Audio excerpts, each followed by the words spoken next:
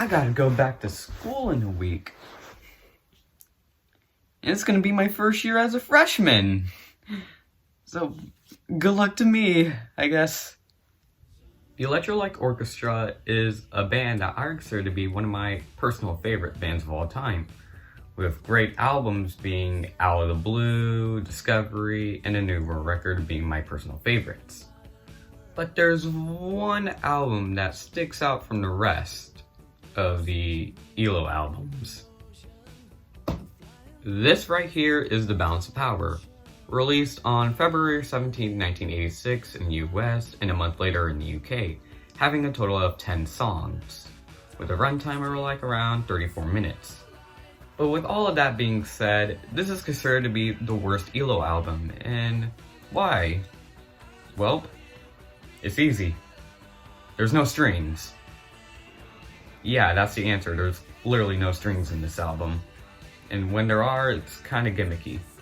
You see, the band was known for including strings in their songs and having this orchestra sound in most of their songs. Hence the name, the Electric Orchestra. But with there being no strings in any of the songs in this album, it sort of removes for what they're known for. But is it really that bad? So, I'm gonna be taking a look at it, ranking the songs between 1 through 10. See if I like them or not. And in the end, I'll be giving my opinion on which songs are the best. So, let's take a look at The Balance of Power.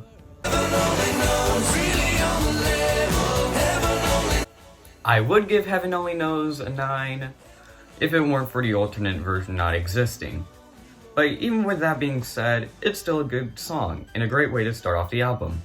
One thing I do have to say that goes for all the songs is that can get really repetitive at the end and can get boring if you keep on listening to it over and over again. So anyway, let's move on to the next song. This was the first ever song I heard from this album. I use free Spotify.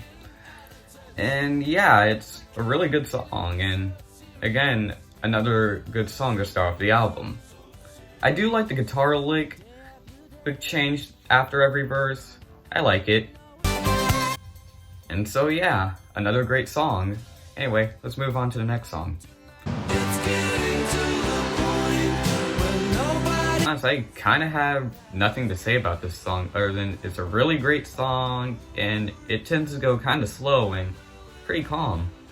And I do recommend giving it a listen. Heck, I do recommend giving it a listen to all the songs if you feel like it. So anyway, let's move on to the next song.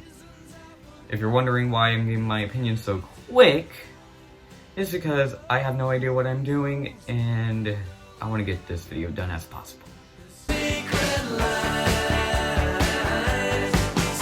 This song sounds like your generic mid to late 80s song that really has nothing special going for it other than, you know, just being a typical 80s song.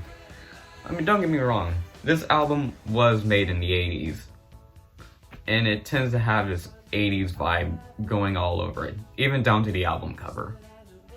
But yeah, again, another song that really has nothing special going to it. And to be honest, really kinda all these songs can be a bit bland. Especially that goes for this song, Secret Lives. But then again, this is really just my opinion and we all tend to think differently. But yeah, a really bland song in my opinion.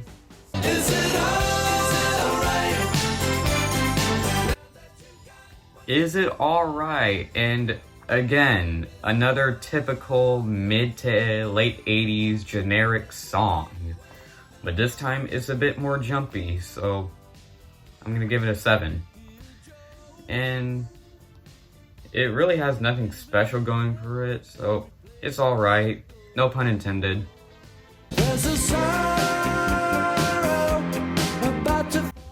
Okay, I do like this song, and the reason why I'm giving it an 8 because it reminds me of some jazz song with, like, again, an 80s vibe.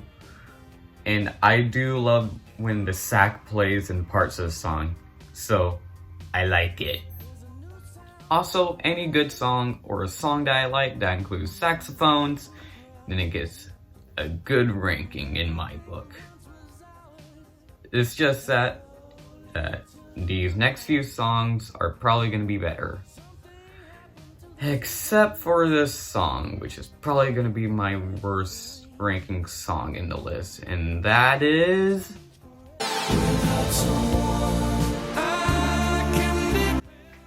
I am not a big fan of this song, and I'm not trying to say it's bad or anything. It's still a meh to decent song.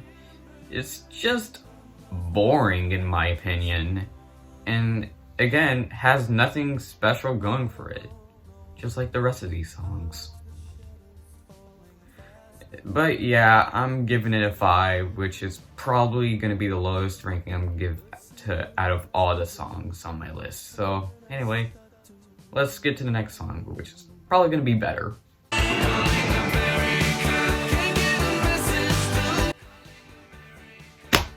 Elephant in the Room. This is the best song, and it's just a fun song to listen to. Like, everything, well, almost everything about this song is just good to great.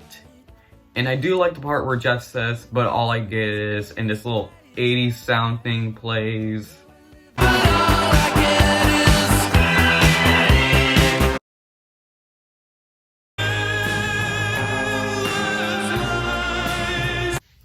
Okay, it's a good song and all, but here's what I'm gonna say.